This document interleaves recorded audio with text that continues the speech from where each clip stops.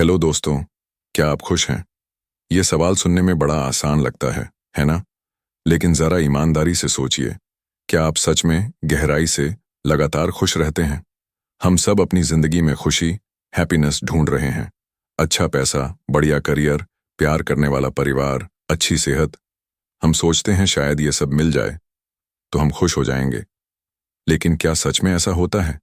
क्यों अक्सर सब कुछ पा लेने के बाद भी अंदर एक खालीपन सा लगता है?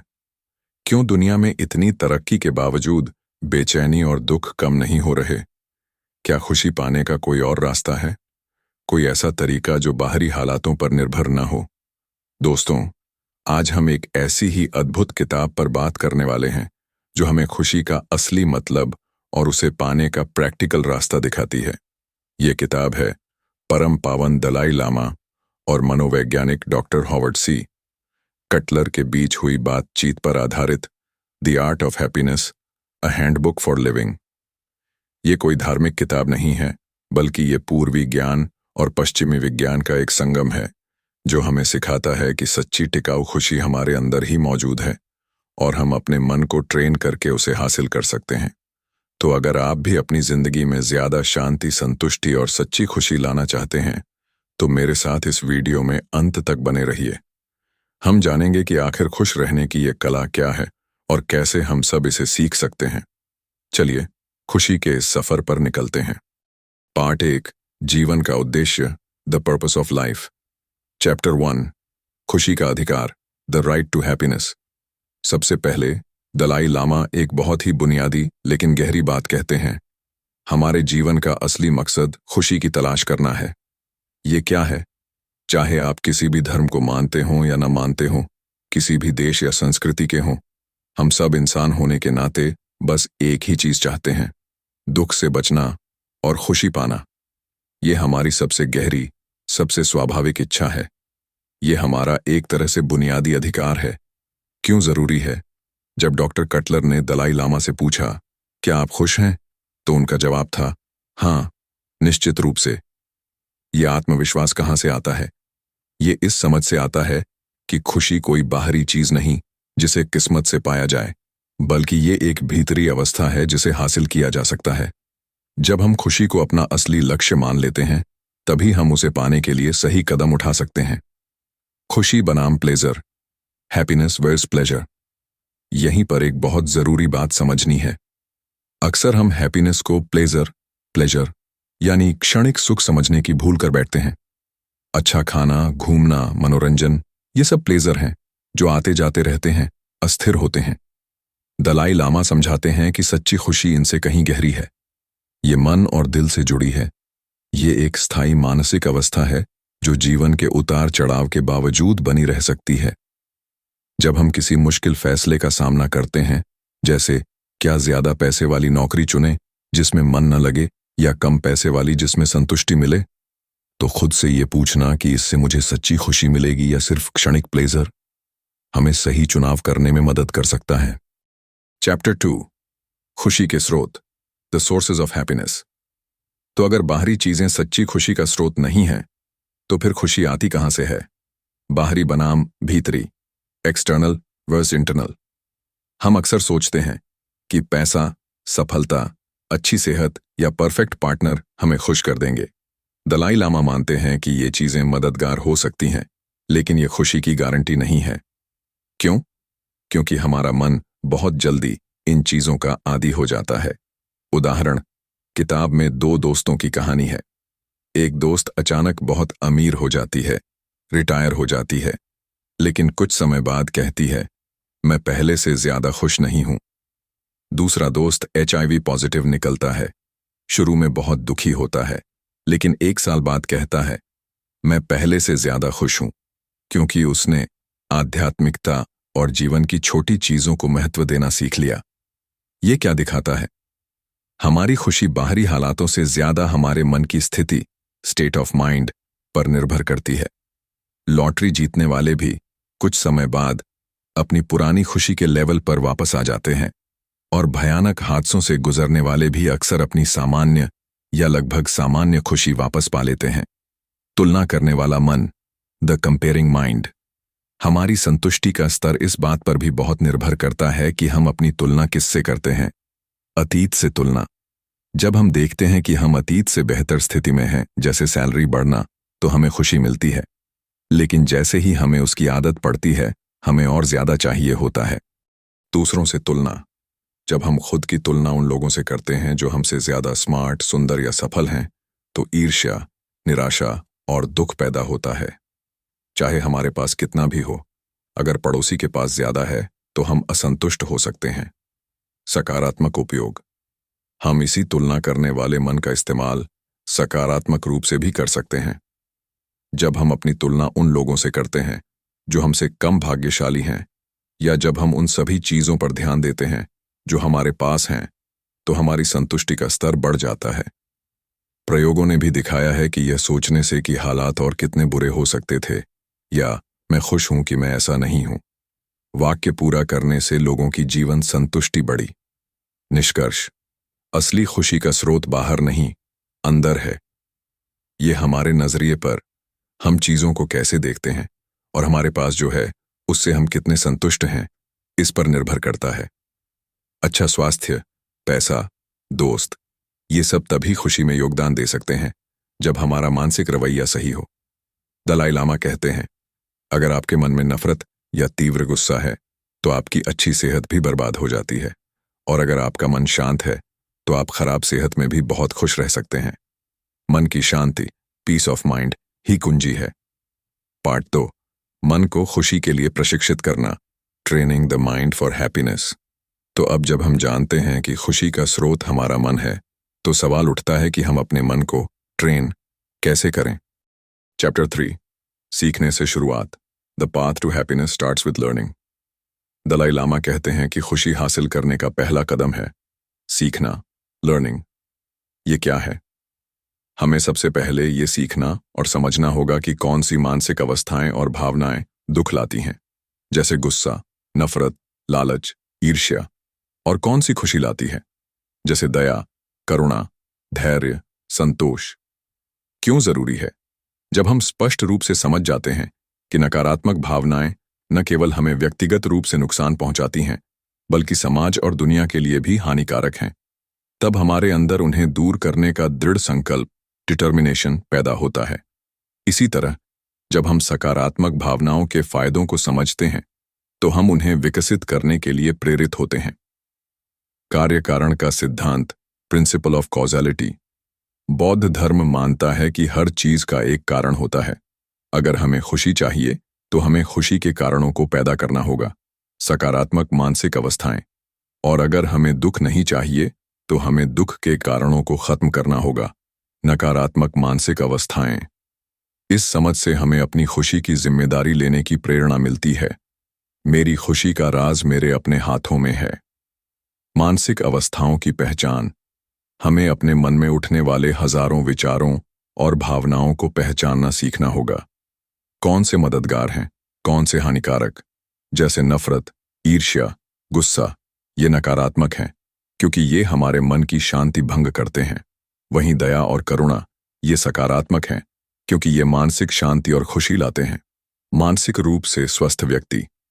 दलाई लामा के अनुसार एक मनोवैज्ञानिक रूप से स्वस्थ व्यक्ति वो है जो दयालु, कंपैशनेट, स्नेही, वार्म और उदार, काइंड हार्टेड हो। ऐसे गुण हमारे अंदर के दरवाजे खोलते हैं, जिससे हम दूसरों से आसानी से जुड़ पाते हैं, डर और असुरक्षा कम होती है और विश्वास बढ़ता है। दोस्तों, हमने समझा कि खुशी हमारे मन की स्थिति पर निर्भर करती है और इसे सीखने और मन को ट्रेन करने से पाया जा सकता है। अब सवाल ये है कि इस ट्रेनिंग में क्या शामिल है? दलाई लामा हमें बताते हैं कि इसमें एक खास तरह के मानसिक अनुशासन, मेंटल डिसिप्लिन की जरूरत होती है। चैप्टर 3, मानसिक अनुशासन, मेंटल डिसिप्लिन। ये क्या है? ये बाहरी अनुशासन नहीं, बल्कि आत्म अनुशासन, सेल्फ डिसिप्लिन है। ये नकारात्मक विचारों और भावनाओं को पहचान कर उन्हें खत्म करने और सकारात्मक गुणों को विकसित करने का लगातार प्रयास है। क्यों जरूरी है? क्योंकि बदलाव रातों रात नहीं होता। जैसे शरीर को एक नए मौसम के अनुकूल होने में समय लगता है, वैसे ही मन को बदलने में भी समय और लगातार प्रयास लगता है। नकारात्मक मानसिक आदतें बहुत गहरी हो सकती हैं। उन्हें बदलने के लिए बार बार सही तकनीकों का अभ्यास करना पड़ता है। कैसे करें? रोजाना अभ्यास। दलाई लामा रोज सुबह एक सकारात्मक प्रेरणा मोटिवेशन के साथ उठने की सलाह देते हैं। मैं इस दिन का उपयोग सकारात्मक तरीके से करूंगा। मैं इसे व्यर्थ नहीं जाने दूंगा। और रात को सोने से पहले समीक्षा करें। क्या मैंने दिन का उपयोग योजना के अनुसार किया? अगर हां, तो खुश हों। अगर नहीं, तो पछतावा करें और अगले दिन बेहतर करने का संकल्प लें। आदत बनाना, हैबिचुएशन। लगातार अभ्यास से सकारात्मक सोच और व्यवहार हमारी आदत बन जाते हैं।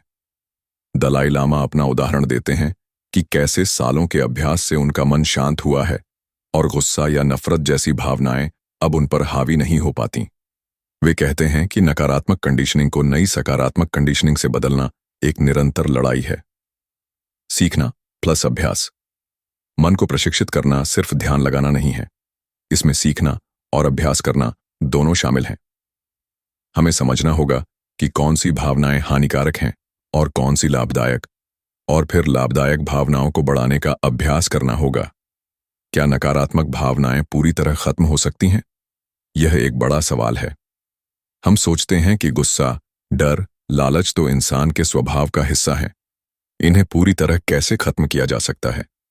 दलाई लामा बौद्ध दृष्टिकोण से समझाते हैं। नकारात्मक भावनाएं विकृत यानी डिस्टॉर्टेड हैं।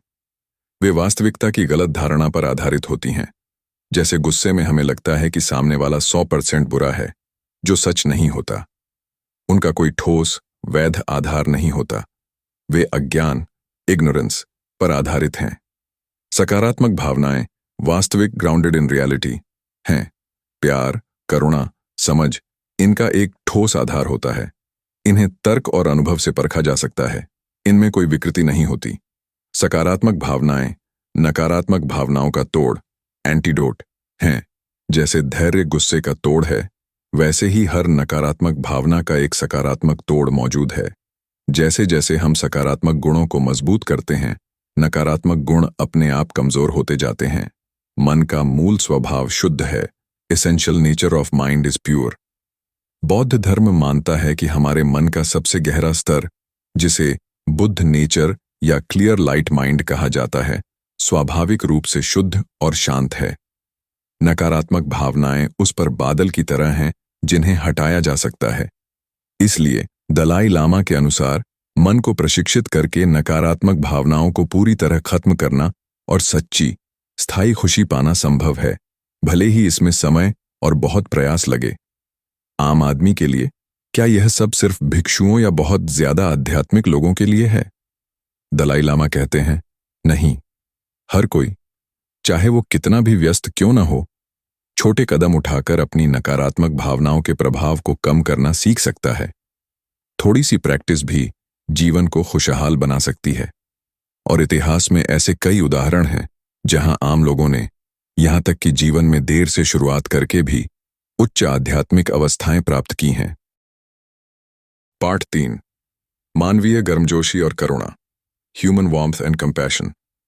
अब हम किताब के उस हिस्से में आते हैं जिसे दलाई लामा खुशी का सबसे महत्वपूर्ण आधार मानते हैं, मानवीय गर्मजोशी और करुणा। चैप्टर 5, अंतरंगता का एक नया model, a new model for intimacy. अकेलापन और जुड़ाव, लोनलीनेस कनेक्शन।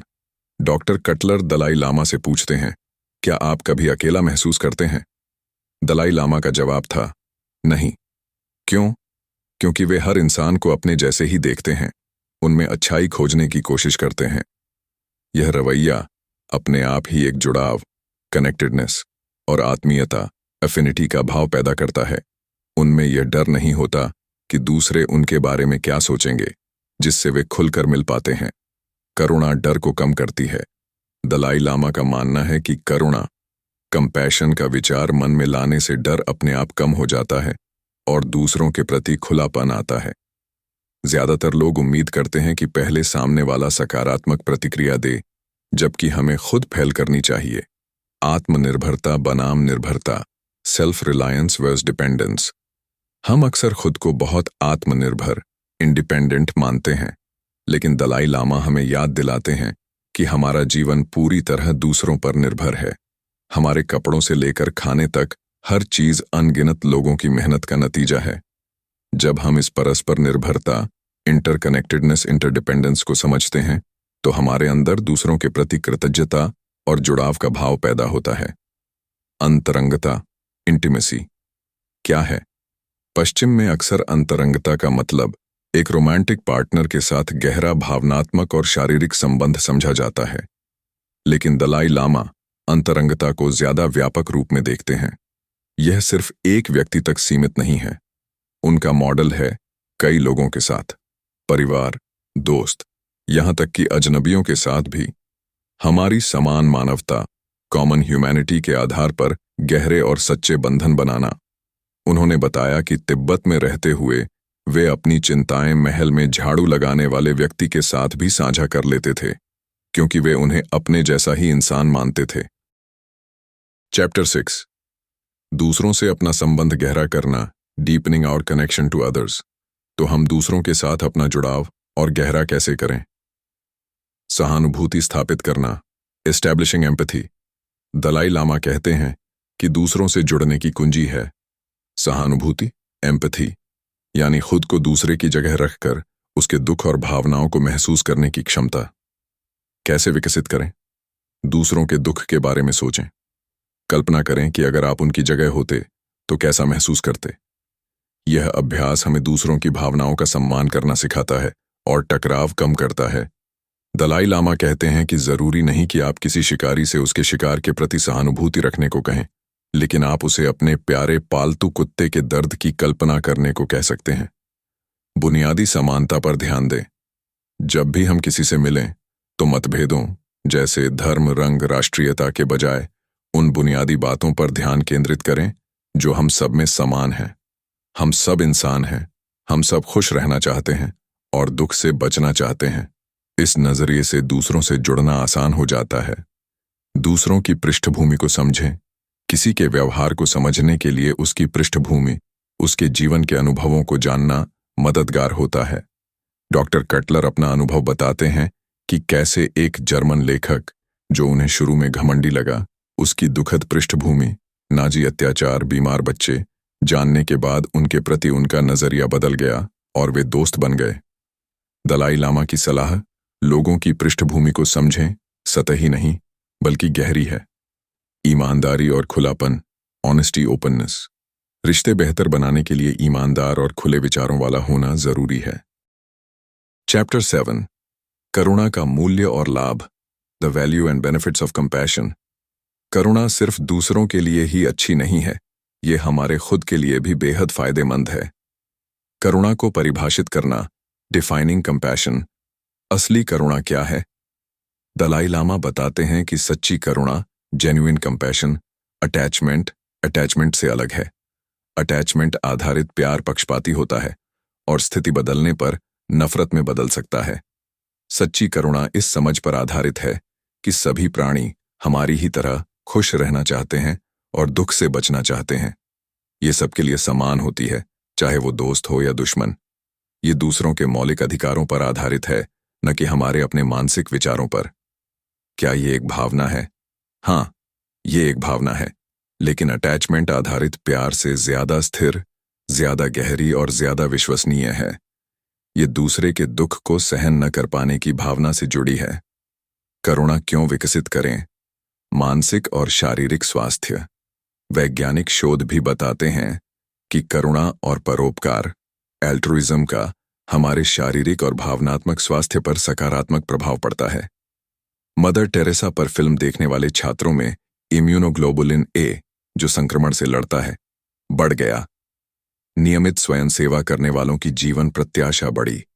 दयालुता का अभ्यास खुशी बढ़ाता है, मन शांत करता है और डिप्रेशन कम करता है। व्यक्तिगत खुशी।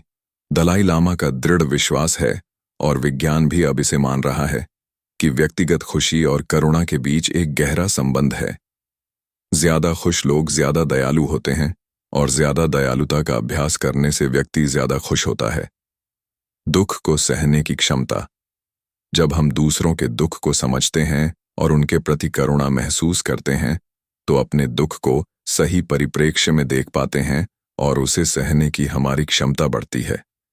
करुणा का अभ्यास, दूसरों के दुख पर ध्यान।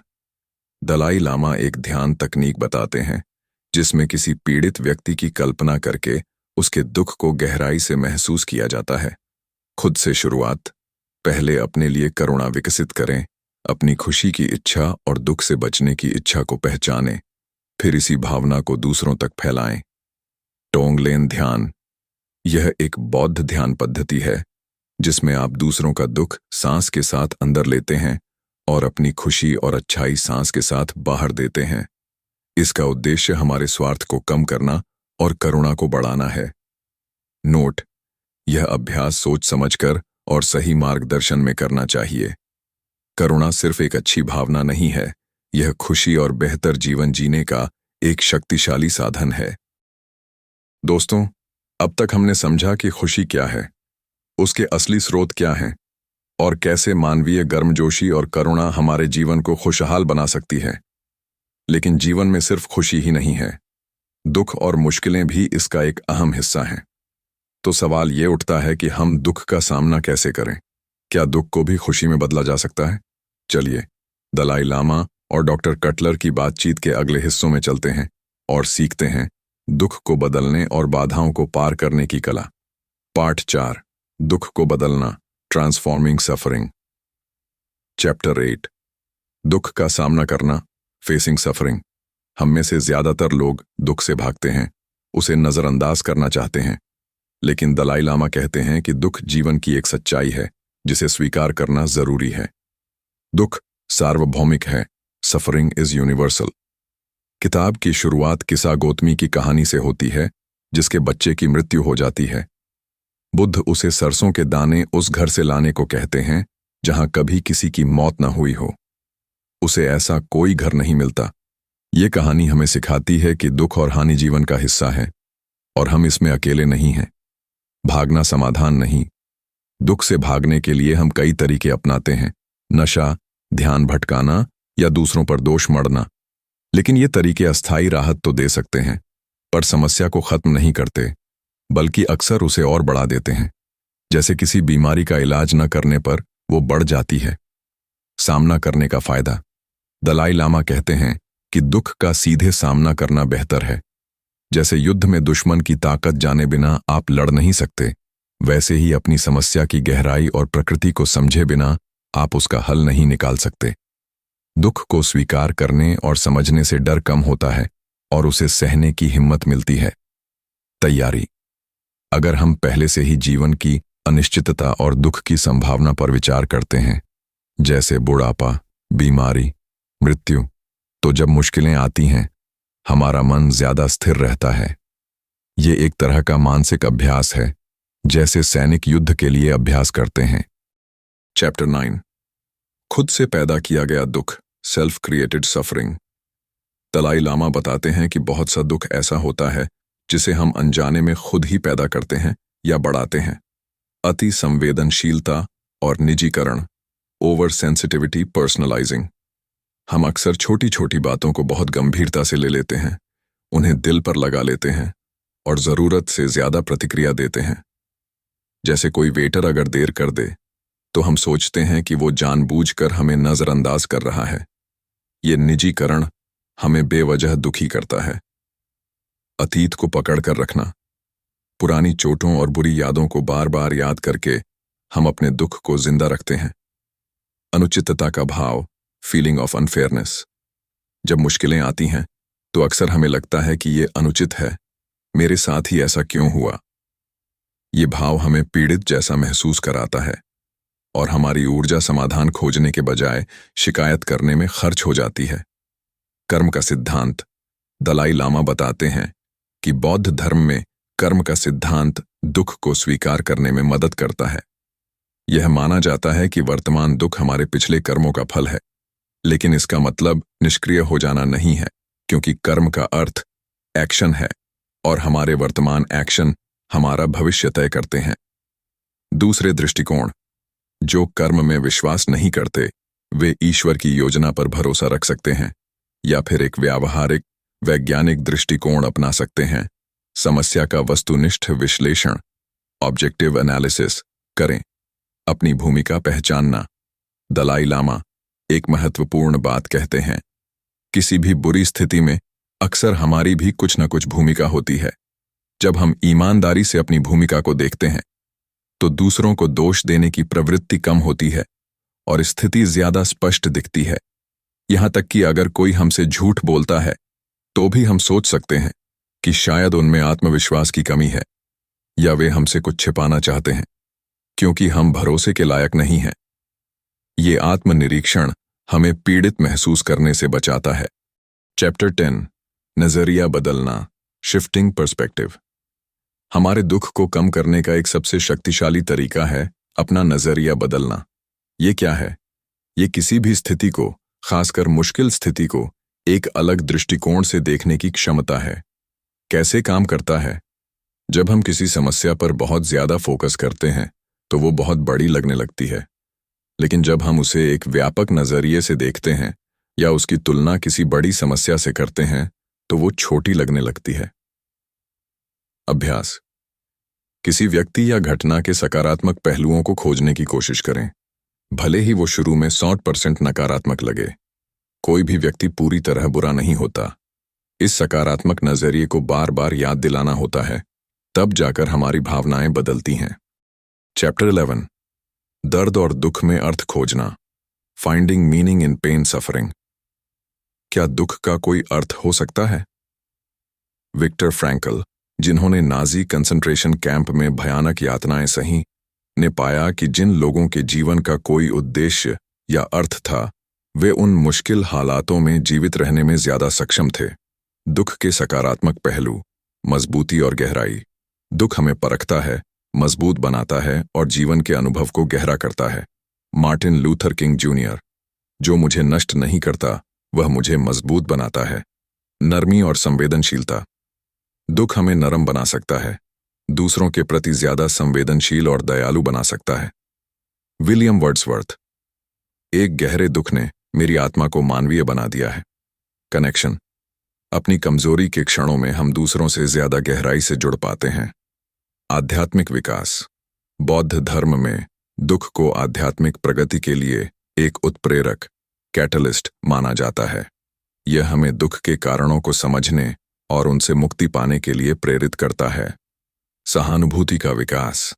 अपना दर्द और दुख महसूस करने से हमें दूसरों के दुख को समझने और उनके प्रति सहानुभूति विकसित करने में मदद मिलती है।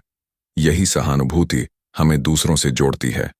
दलाई लामा कहते हैं कि दुख ही वो सबसे बुनियादी तत्व है जो हम सभी जीवित प्राणियों में समान है। शारीरिक दर्द से निपटना। शारीरिक दर्द एक शारीरिक प्रक्रिया है, जबकि दुख उस दर्द के प्रति हमारी मानसिक और भावनात्मक प्रतिक्रिया है।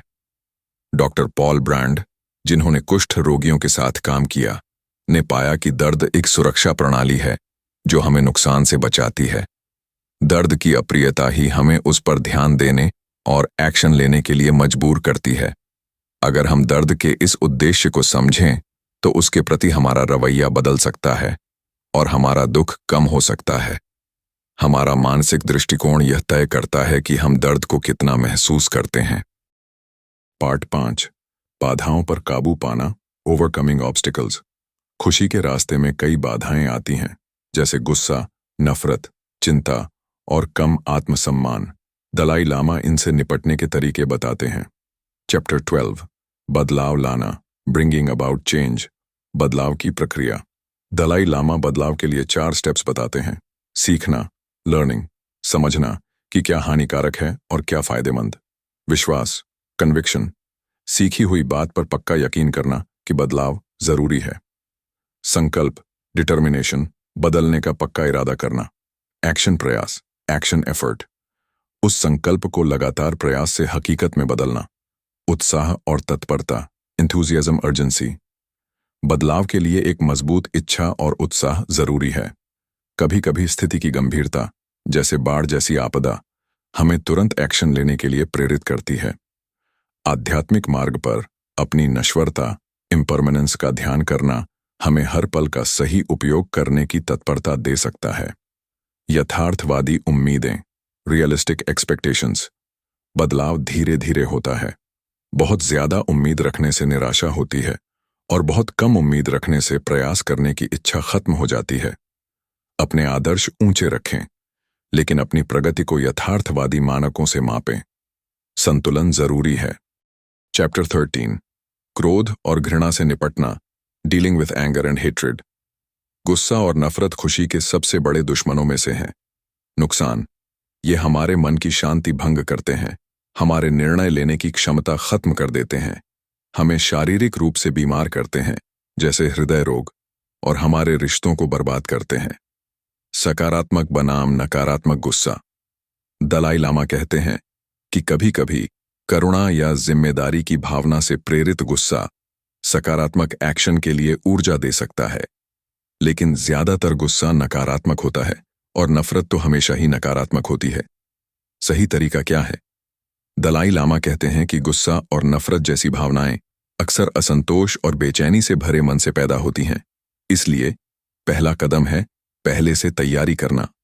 आंतरिक संतोष, इनर कंटेंटमेंट, दया, काइंडनेस और करुणा, कंपैशन का लगातार अभ्यास करके मन को शांत रखना। इससे गुस्सा पैदा होने की संभावना ही कम हो जाती है। जब गुस्सा आए, विश्लेषण करें, एनालाइज। जब गुस्सा आए तो सीधे प्रतिक्रिया देने के बजाय रुकें और उसका विश्लेषण करें। इसके पीछे क्या कारण है? क्या आपकी प्रतिक्रिया उचित है? क्या ये रचनात्मक, कंस्ट्रक्टिव है या विनाशकारी, डिस्ट्रक्टिव? तोड़, एंटीडोट का प्रयोग करें। गुस्से का सीधा तोड़ है धैर्य, पेशेंस और सहनशीलता, टॉलरेंस। जानबूझकर इन गुणों का अभ्यास करें। दुश्मन एक शिक्षक है। दलाई लामा एक क्रांतिकारी विचार देते हैं। अपने दुश्मन को अपना सबसे बड़ा शिक्षक समझें। क्यों? क्योंकि वही हमें धैर्य और सहनशीलता का अभ्यास करने का सबसे अच्छा अवसर देते हैं। हमारे दोस्त तो हमें आमतौर पर चुनौती नहीं देते। जब हम इस नजरिए से देखते हैं तो दुश्मन के प्रति नफरत कम हो जाती है और हम उसे अपनी आध्यात्मिक प्रगति के एक साधन के रूप में देख पाते हैं। क्षमा, फॉरगिवनेस, धैर्य और सहनशीलता का स्वाभाविक परिणाम है। क्षमा। जब आप स्थिति को समझ लेते हैं और नकारात्मक भावनाओं को जाने देते हैं तो क्षमा अपने आप आ जाती है। याद रखें, भूलना और माफ करना दो अलग चीजें हैं। आप घटना को याद रख सकते हैं, लेकिन उससे जुड़ी नकारात्मक भावनाओं को छोड़ सकते हैं। क्या धैर्य कमजोरी है? पश्चिम में अक्सर धैर्य को कमजोरी समझा जाता है, लेकिन दलाई लामा कहते हैं कि असली धैर्य कमजोरी नहीं, बल्कि ताकत की निशानी है। ये एक मजबूत, अनुशासित मन से आता है जो मुश्किल हालात में भी स्थिर रह सकता है। इसमें सक्रिय संयम, एक्टिव रिस्ट्रेंट शामिल है। यानी आप गुस्से से प्रतिक्रिया दे सकते थे, लेकिन आपने ऐसा न करने का चुनाव किया। मजबूरी में चुप रहना धैर्य नहीं है। कठोर कदम, स्ट्रॉन्ग काउंटर मेजर्स। इसका मतलब ये नहीं कि आप अन्याय को चुपचाप सह लें। कभी कभी कठोर कदम उठाना जरूरी होता है, खासकर जब किसी को नुकसान पहुंच रहा हो। लेकिन ये कदम भी गुस्से या नफरत से नहीं, बल्कि करुणा और चिंता, कंसर्न की भावना से उठाए जाने चाहिए, इस इरादे से कि सामने वाले को उसकी विनाशकारी आदत से रोका जा सके। चैप्टर 14, चिंता और आत्मसम्मान की कमी से निपटना, dealing with anxiety and building self esteem. खुशी के रास्ते में अगली बड़ी बाधाएं हैं चिंता, एंजाइटी और कम आत्मसम्मान, लो सेल्फ एस्टीम या आत्मघृणा, सेल्फ हेट्रेड। चिंता, एंजाइटी। प्रकार: दलाई लामा बताते हैं कि डर और चिंता कई तरह के होते हैं। कुछ वास्तविक खतरों पर आधारित होते हैं, जैसे हिंसा का डर, और ये हमें सावधान रहने में मदद करते हैं। लेकिन ज्यादातर चिंताएं हमारे अपने मन की उपज होती हैं, जिनका कोई ठोस आधार नहीं होता, जैसे दूसरों के सामने मूर्ख दिखने का डर या असफलता का डर। कैसे निपटें? विश्लेषण करें। पहले जांचें कि आपकी चिंता का कोई वैलिड आधार है या नहीं। क्या यह सिर्फ मानसिक प्रक्षेपण, मेंटल प्रोजेक्शन है? दलाई लामा का फॉर्मूला: अगर स्थिति या समस्या का समाधान किया जा सकता है तो चिंता करने की कोई जरूरत नहीं है। अगर उसका समाधान नहीं किया जा सकता तो भी चिंता करने का कोई मतलब नहीं है, क्योंकि आप वैसे भी कुछ नहीं कर सकते। इस विचार को बार बार दोहराएं। कारण पहचानें। क्या चिंता का कोई शारीरिक कारण है या ये मानसिक है? सही कारण जानने से सही समाधान खोजने में मदद मिलती है। सही प्रेरणा, सिंसियर मोटिवेशन। दलाई लामा अपना अनुभव बताते हैं कि भाषण देने से पहले उन्हें भी थोड़ी चिंता होती है, लेकिन वे खुद को याद दिलाते हैं कि उनका मुख्य उद्देश्य दूसरों को लाभ पहुंचाना है, न कि अपनी विद्वत्ता दिखाना। जब प्रेरणा नेक होती है तो मूर्ख दिखने या असफल होने का डर कम हो जाता है। ईमानदारी और नेक इरादे चिंता का एक शक्तिशाली तोड़ हैं। कम आत्मसम्मान और आत्मघृणा, low self esteem, self hatred. यह क्या है? यह खुद को बेकार, नाकाबिल या नापसंद करने की भावना है। डॉक्टर कटलर बताते हैं कि जब उन्होंने दलाई लामा को पहली बार आत्मघृणा, सेल्फ हेट्रेड के कॉन्सेप्ट के बारे में बताया तो वे बहुत हैरान हुए। तिब्बती संस्कृति में जहां खुद से प्यार करना स्वाभाविक माना जाता है, यह विचार ही अजीब था। महत्वपूर्ण सीख। दलाई लामा की हैरानी हमें सिखाती है कि आत्मघृणा मनुष्य के मन का कोई स्थायी या स्वाभाविक हिस्सा नहीं है। ये एक सीखी हुई या बाहरी परिस्थितियों से पैदा हुई अवस्था है जिसे बदला जा सकता है। ये जानना ही इसकी शक्ति को कम कर देता है। तोड़, एंटीडोट। बुनियादी आत्म प्रेम, underlying self love. Dalai Lama याद दिलाते हैं कि हम सब स्वाभाविक रूप से खुश रहना चाहते हैं और दुख से बचना चाहते हैं। यही इच्छा हमारे अपने प्रति गहरे प्रेम का सबूत है। इस सच्चाई को याद करने से आत्मघृणा के विचार कमजोर पड़ते हैं। अपनी क्षमता को पहचाने, रिकॉग्नाइज पोटेंशियल। बौद्ध दृष्टिकोण से सभी प्राणियों में बुद्ध नेचर यानी पूर्णता प्राप्त करने की क्षमता होती है। जो लोग इस पर विश्वास नहीं करते, वे अपनी अद्भुत मानवीय बुद्धि, ह्यूमन इंटेलिजेंस और संकल्प शक्ति, डिटर्मिनेशन को पहचान सकते हैं। जब हम अपनी इन भीतरी शक्तियों और क्षमताओं पर ध्यान केंद्रित करते हैं तो हमारा आत्म मूल्य, सेल्फ वर्थ और आत्मविश्वास बढ़ता है। ईमानदारी, ऑनेस्टी। अपनी क्षमताओं और कमजोरियों के बारे में खुद से और दूसरों से ईमानदार होना आत्मविश्वास बढ़ाता है। जब आप कुछ छिपा नहीं रहे होते तो आपको पकड़े जाने या कमतर समझे जाने का डर नहीं रहता। दलाई लामा अक्सर सार्वजनिक रूप से कहते हैं, मुझे नहीं पता, और इससे उनका आत्मविश्वास कम नहीं होता। पार्ट 5, आध्यात्मिक जीवन जीना, closing reflections on living a spiritual life. किताब के अंत में दलाई लामा खुशी के अंतिम और शायद सबसे महत्वपूर्ण घटक, आध्यात्मिकता, स्पिरिचुअलिटी, पर अपने विचार साझा करते हैं। चैप्टर 15, बुनियादी आध्यात्मिक मूल्य, बेसिक स्पिरिचुअल वैल्यूज। धर्म बनाम आध्यात्मिकता, रिलीजन वर्सेस स्पिरिचुअलिटी।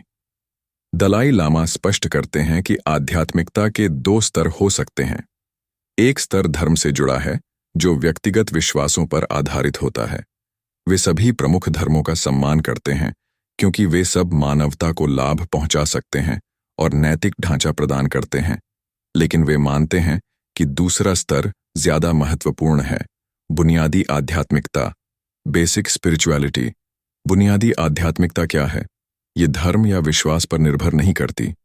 ये बुनियादी मानवीय गुणों, बेसिक ह्यूमन क्वालिटीज के बारे में है। अच्छाई, गुडनेस, दया, काइंडनेस, करुणा, कंपैशन, देखभाल, केयरिंग। ये गुण सभी मनुष्यों के लिए आवश्यक हैं, चाहे वे आस्तिक हों या नास्तिक। क्यों जरूरी है? क्योंकि इन बुनियादी आध्यात्मिक मूल्यों के बिना मानव जीवन कठोर और सूखा रह जाता है। हम खुश नहीं रह सकते, हमारे परिवार पीड़ित होते हैं और समाज में अशांति फैलती है। ये मूल्य ही हमें सच्चा संतोष और शांति देते हैं। दुनिया की ज्यादातर आबादी, जो किसी संगठित धर्म को नहीं मानती, के लिए भी जीवन को बेहतर बनाने का यही रास्ता है। सच्ची आध्यात्मिकता क्या है? ये बाहरी कर्मकांडों जैसे पूजा पाठ, मंत्र जाप तक सीमित नहीं है। सच्ची आध्यात्मिकता एक मानसिक रवैया, मेंटल एटीट्यूड है जिसका अभ्यास आप हर समय कर सकते हैं। जब आप किसी का अपमान करने की इच्छा को रोकते हैं या जब आप गुस्से पर काबू पाते हैं तो आप आध्यात्मिक अभ्यास कर रहे होते हैं। ये आंतरिक अनुशासन ही आध्यात्मिकता का सार है। आंतरिक शांति का परिणाम। दलाई लामा अपने 40+ वर्षों के बौद्ध अभ्यास का निचोड़ बताते हैं। उनका मन अब बहुत अधिक शांत है। ये शांति धीरे धीरे आई है, लेकिन निश्चित रूप से आई है। यही आंतरिक शांति उन्हें दूसरों के प्रति, यहां तक कि चीनी उत्पीड़कों के प्रति भी करुणा महसूस करने में मदद करती है। वे तिब्बती भिक्षुओं का उदाहरण देते हैं, जिन्होंने सालों जेल और यातना सहने के बाद भी चीनी लोगों के प्रति करुणा नहीं खोई, क्योंकि उन्होंने अपने मन को प्रशिक्षित किया था। निष्कर्ष। तो दोस्तों, ये थी दलाई लामा और डॉक्टर हॉवर्ड कटलर की अद्भुत किताब द आर्ट ऑफ हैप्पीनेस की समरी। इस किताब का सार क्या है? यही कि सच्ची खुशी बाहरी परिस्थितियों पर नहीं, बल्कि हमारे मन की भीतरी अवस्था पर निर्भर करती है। और अच्छी खबर यह है कि हम अपने मन को प्रशिक्षित कर सकते हैं। हम नकारात्मक भावनाओं जैसे गुस्सा, नफरत, चिंता को कम करना सीख सकते हैं और सकारात्मक गुणों जैसे दया, करुणा, धैर्य और संतोष को विकसित कर सकते हैं। ये किताब हमें याद दिलाती है कि जीवन का उद्देश्य खुशी पाना है और खुशी का रास्ता दूसरों के साथ गहरे मानवीय संबंध बनाने, करुणा का अभ्यास करने और अपने मन को अनुशासित करने से होकर गुजरता है। ये आसान नहीं है, इसमें समय और लगातार प्रयास लगता है, लेकिन ये संभव है। तो आज से ही शुरुआत करें, अपनी सोच पर ध्यान दें, देखें कि कौन से विचार आपको खुशी देते हैं और कौन से दुख। चुनें कि आप सकारात्मक गुणों को विकसित करेंगे, दूसरों के प्रति दयालु बनें, अपने मन को शांत करने का अभ्यास करें। इस किताब की कौन सी बात आपको सबसे ज्यादा छू गई? आप अपनी खुशी बढ़ाने के लिए कौन सा पहला कदम उठाएंगे? नीचे कमेंट करके जरूर बताएं। अगर आपको इस वीडियो से कुछ सीखने को मिला तो प्लीज इसे लाइक करें और चैनल सब्सक्राइब कर लें। मिलते हैं अगले वीडियो में।